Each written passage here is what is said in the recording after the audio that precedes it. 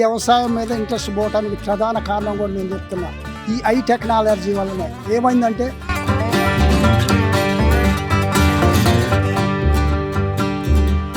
Maintenance నాకు ఇప్పుడు ఆ ఎద్దులు నిర్వహించే వాళ్ళని అడుగుతుంటే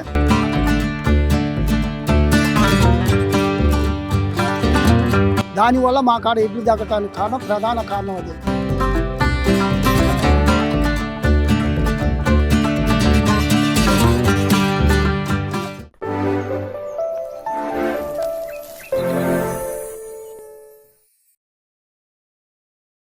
కాకునూరి భాస్కర్ రెడ్డి నా పేరు. నేను రాజకీయాలలో గత 40 సంవత్సరాల కింద ఉన్నా. ఇప్పుడు నాకున్నటువంటి డిజిగ్నేషన్ పదవి మండల కాంగ్రెస్ పార్టీ అధ్యక్షుడిగా కొనసాగుతున్నా. బల ప్రదర్శనలో ఎద్దుల యొక్క రైతులకు ఆర్థిక భారం కూడా ఉంటుంది. తెలంగాణలో మాకు ఆ స్థాయి రైతులు లేరు, అంత ఇంట్రెస్ట్ లేదు. 1 to 1 4 5 తప్ప ఈ ఎద్దులు మెయింటైన్ చేయాలన్నా ఎవరో ధనవంతులు తప్ప సామాన్యులు పట్టుకునే పరిస్థితి ఉండదు. ఎందుకంటే వాటి మెయింటెనెన్స్ నాకు ఇప్పుడు ఆ ఎద్దులు నిర్వహించే వాళ్ళని అడుగుతుంటే రోజు ప్రతి దినం 5,000 రూపాయలు వస్తాట. 5,000 రూపాయలు మెయింటెనెన్స్ వస్తుంది. అందుకని అంత భారీన మామూలు రైతులు తట్టుకోలేరు. కాబట్టి ఈ ఆంధ్రా నుంచే మాకు వచ్చే ఎద్దులు మొత్తం కూడా ఈ ఆంధ్రా నుంచే వస్తాయి. వాళ్ళు మరి రైతులు పెద్ద రైతులు అక్కడ డాక్టర్లు ఎన్ఆర్ఐలో ఆ స్థాయిలో వాటిని మెయింటైన్ చేసి మా జాతరకి వచ్చి వాళ్ళు ఇక్కడ ఎద్దులను నిర్వహించి వాళ్ళదే తప్ప మా కాడ అన్ని జతలు రావు. కాబట్టి ఉమ్మడి రాష్ట్రంలో కూడా ఈ జాతర హైలైట్ కావటానికి ఇక్కడ ఇంకోటి కూడా చెప్తున్నా, ఆయన శక్తి అనుకోవాలో ఆయన మహిమ అనుకోవాలో ఆ శివుని మామిత్యం అనుకోవాలో తప్ప ఏనాడు కూడా ఎక్కడ కూడా ఒక్క చిన్న ఇన్సిడెంట్ జరగాలి. ఇది వాస్తవాలు, నేను ఆత్మసాక్షి చెప్తా ఉన్నా. అంటే ఆయన శక్తి ఏదో పనిచేస్తుంది. ఇక్కడ మా కాడ కూడా ఒక 10 మంది రైతులు ఉన్నారు. కానీ వాళ్ళు వాటిని కంటిన్యూషన్గా వాటిని పోషించే పరిస్థితి లేదు. ఎందుకు వాళ్ళకి ఇంట్రెస్ట్ ఉంది, కానీ ఆర్థిక శక్తి కూడా ఉండాలి కదా. వాటి వల్ల కొంత ఆస్తులు కూడా అమ్ముకోవటం జరిగింది. కాబట్టి దాన్ని వాళ్ళ తప్పు కాదు, అది వాళ్ళకి దాని మీద ఆసక్తి ఉంది, ఇంట్రెస్ట్ ఉంది. కానీ ఆర్థిక భారం ఎక్కువయ్యి తట్టుకోలేక వాళ్ళు ఎనికిపోవటం జరిగింది. దానివల్ల మా కాడ ఎడ్లు తగ్గటానికి కారణం ప్రధాన కారణం అదే. నేను మామూలు రైతుని, 5 ఎకరాల రైతుని. నాకు ఈ మెయింటెనెన్స్ ఈ పదవి చేస్తేనే ఆడికే గొప్ప. ఎందుకంటే ఇదే నాకు ఎక్కువ. నా శక్తి సరిపోదని చెప్తున్నాను కదా ఆ దైవ సాక్షిగానే. ఎందుకంటే నేను నా శక్తి అంతవరకే అడిగేయాలి తప్ప ఎక్కువ పోయినానుకో నేను బోర్ల పడతా. ఇక్కడ కూడా రాలేను, ఇవాళ దీని ముందుకు కూడా రాలేను, ఈ మైకు ముందుకు కూడా వచ్చి మాట్లాడే పరిస్థితి. అట్లని కాదు, కానీ కనుపని కాదు. రైతులు కూడా వాళ్ళ శక్తిని కూడా చూసుకోవాలి కదా, నష్టపోవద్దు కదా. 64 కళలు ఇది ఒక కళే. కానీ ఈ కళకు పోయి మరి వాడు ఇబ్బంది పడి ఇంట్లో పిల్లలు భార్య చదువు వ్యవహారం ఇవన్నీ ఉంటాయి కదా. రాష్ట్ర స్థాయిలో ఇలా ఆర్థిక పరిస్థితులు డాక్టర్లని ఇక్కడ మా దగ్గర మేజర్గా మండలి ఎట్టుకోవట్లే డాక్టర్లు లేదు.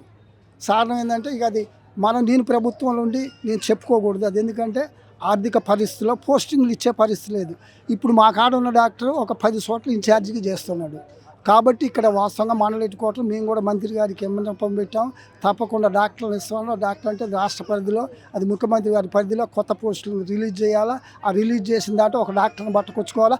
మీరు అన్నట్టుగా కూడా ఇన్ని జాతలు ఇక్కడికి వస్తున్నాయి కాబట్టి ఏదైనా బెంకుడే ఏదో ఉంటుంది. కాబట్టి మేము ఏదైనా మామూలుగా అవుట్ పోస్ట్ ఏర్పాటు చేసి నెక్స్ట్ ఇయర్ మంత్రి గారి నోటీసు తీసుకుపోయి ఇక్కడ ఒక డాక్టర్ ఒక శిబిరం ఏర్పాటు చేయడానికి మీరు ఇచ్చింది కాబట్టి, నాకు సూచన చేశారు కాబట్టి, నాకు ఇప్పుడు అర్థమైంది కాబట్టి తప్పకుండా నెక్స్ట్ ఇయర్ మీ మంత్రి గారికి ఆయన నోటీసులో పెట్టి డాక్టర్ ఒక శిబిరం ఏర్పాటు చేయడానికి తప్పకుండా సహకరిస్తాను. యాంత్రిక యుగం అయింది, యాంత్రికం పోయి కంప్యూటర్ అయింది, ఆన్లైన్ స్టేజీకి వచ్చింది. ఎందుకంటే ఉన్నారు ఇప్పుడు అలా ఆసక్తి కలిగిన రైతులు ఉన్నారు. కానీ ఇప్పుడు ఆ ఒంగోలు జాతి ఎద్దుల్ని, ఒంగోలు జాతి ఆబోతుల్ని అయినా ఇక్కడ పశువులను పెంచగలిగేటటువంటి ఇంట్రెస్ట్ కూడా వాళ్ళ ఉండాలి కదా. దీనికి వ్యవసాయం మీద ఇంట్రెస్ట్ పోవడానికి ప్రధాన కారణం కూడా నేను చెప్తున్నా, ఈ ఐ టెక్నాలజీ వల్లనే. ఏమైందంటే ఇవాళ నేను మీకు వాస్తవాలు చెప్తున్నా. ఒక 100 ఎకరాల రైతు ఉంటుంది, అతని దగ్గర బిల్డింగులు ఉంటాయి, డబ్బు ఉంటుంది, ₹1 కోటి డబ్బులు ఉంటాయి. పిల్లని వంటి ఇచ్చే పరిస్థితి లేదు. అంటే దాని ఆదరణ తగ్గిపోయింది. తప్పు రైతుది కాదు, అంటే వచ్చిన టెక్నాలజీని బట్టి ఈ రైతుకు ఆదరణ తగ్గుతుంది. కానీ ఆ రైతు తప్పు చేయట్లే, అంతరాత్మతోటి ఆత్మగౌరవంతో బతుకుతున్నాడు. ఇవాళ దేశాన్ని ఇంతమంది మనం బతుకుతున్నాం. ఏ టెక్నాలజీ కానీ నువ్వు చంద్రమండలానికి పో, కానీ రైతే ఈనాడు అన్నం పెట్టేది. రైతు లేనిది రాజ్యమే లేదు. కాకపోతే ఏంటంటే ఈ టెక్నాలజీ వల్ల రైతులు చిన్న చూపు చూస్తున్నాం. కాబట్టి రైతులు కూడా ఏం చేస్తారంటే ఇవాళ పూజారులు కూడా పూజా వృత్తిలో ఉంటే మనకి పిల్లల్ని ఇట్లా అనే ఆలోచనలో టెక్నాలజీ విద్య వైపు మళ్ళిస్తారు, విద్య వైపు వెళ్ళిపోవటం జరుగుతుంది. దాంట్లో కొంతమంది సఫలమవుతున్నారు, కొంతమంది విఫలమవుతున్నారు. పరిస్థితి అది. ఆర్థిక తోడ్పాటుని ఇస్తున్నట్టు ఈ NRI nursery Krishi foundation chairman NRI IRA reality MD ఆయన ఇక్కడ పుట్టినోడు. చిన్న కుటుంబంలో మా కళ్ళ ముందు పుట్టి మాకు రిలేషనే. విద్యను అభ్యసించి ఎన్ఐటీలో చేసి ఇవాళ మరి ఒక స్థాయిలో పొజిషన్లో ఉన్నాడు. ఆయన సహకారం కూడా కొంత ఉంది ఇక్కడ. ఆయన సహకారం 10% ఉంటే మంత్రి గారి సహకారం 90% ఉంది. మంత్రి గారి సహకారం లేకుండా నేను ఇవాళ వాస్తవం చెప్తున్నా, మాకు మంత్రి గారు ఆ ₹1 ఇవ్వకపోతే ఇవాళ ఈ ఎద్దుల పందాలకి టెంట్లు కూడా వేసే ఆర్థిక పరిస్థితి మా దగ్గర లేదు. వాస్తవం చెప్తున్నా. ఈ ఎద్దుల పందాలు ఈ టెంట్లో వీటికి ఇచ్చిన ధనం ఎంత అంటే ₹14 లక్షల వీటికి. వీళ్ళ కూడా చెప్పు, ఆ కోటీలు కూడా భవిష్యత్తులో పక్కా నిర్మాణాలు ఉండాలి. వినండి, ఇప్పుడు ఈ సంవత్సరం కూడా అక్కడ ఇంకో ఇంపార్టెంట్ విషయం చెప్తాను. అన్నదానం ఇక్కడ ఎప్పుడు నడుస్తుంది. దాతలు కొంతమంది పొలిటికల్ ఆలోచనలతోటో వాళ్ళ ఇంప్లికేషన్ కోసం నడిచిన మాట వాస్తవం.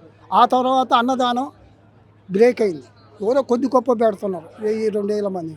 సరే, మేము సార్కి సూచన చేసింది ఏంటంటే, సార్ మీ పేరు ఉంటుంది చిరస్థాయిగా, మీరు ఇక్కడ అన్నదానం నడవాలా, భక్తులకు ఇబ్బంది ఉండకూడదు అనేటటువంటి సూచన చేస్తే ఈ ప్రొవిజన్ దాంట్లో ప్రతి సంవత్సరం 25 లక్షల హెచ్చించి అన్నదానానికి పెట్టడం జరుగుతుంది.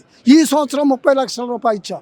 అది ఇవ్వన దేవాదాయ శాఖలోనే ప్రొవిజన్ లేదు. లేకపోయినా ఎండోమెంట్ కమిషనర్ మా పక్కన కూర్చోబెట్టి ఇక్కడ పరిస్థితి ఎట్లున్నది, దీనికి ఏమైనా మార్గం ఉందని అంటే ఆయన కొద్ది ఇచ్చాడు. ఇది కలెక్టర్కి ఉంటుందండి, మీ లెవెల్లో మాట్లాడుతుంది అంటే కలెక్టర్ని మా ముందే కూర్చోబెట్టి మాట్లాడి ఇక్కడ మాకు ఈ పరిస్థితుల్లో ఇబ్బంది ఉంది, ఇది జరగాలని చెప్పి దాన్ని పక్కకు తీసి అది ఆయన స్ఫూర్తితోటి ఇవాళ అన్నదానం జరుగుతుంది. ఈ సందర్భం నేను ఆత్మసాక్షి చెప్తున్నా. ఈ స్ఫూర్తితోటే ఈ స్థాయిని తగ్గియకుండా ఈ స్థాయిని నడిపించడానికే మాకు కొన్ని రకరకాల ఇబ్బందులు అవుతున్నాయి. ఎందుకంటే దీంట్లో కూడా కొన్ని వీకెన్సీస్ ఉంటాయి. ఎందుకంటే గతంలో ఎక్కువ రెడ్డి సామాజిక వర్గం నుంచే చైర్మన్లు చేయటం జరిగింది.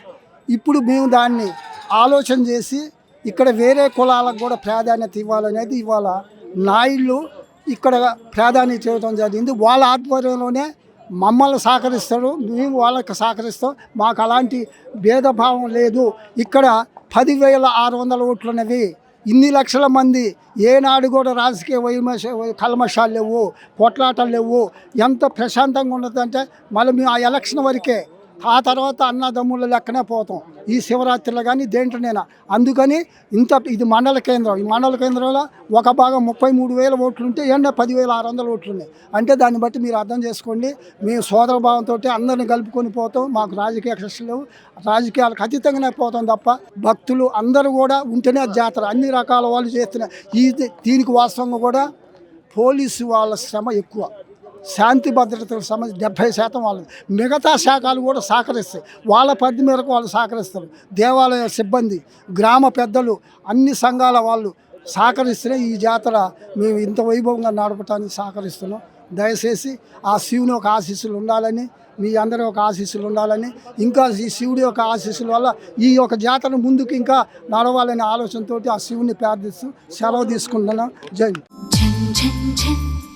తెలుగు వన్.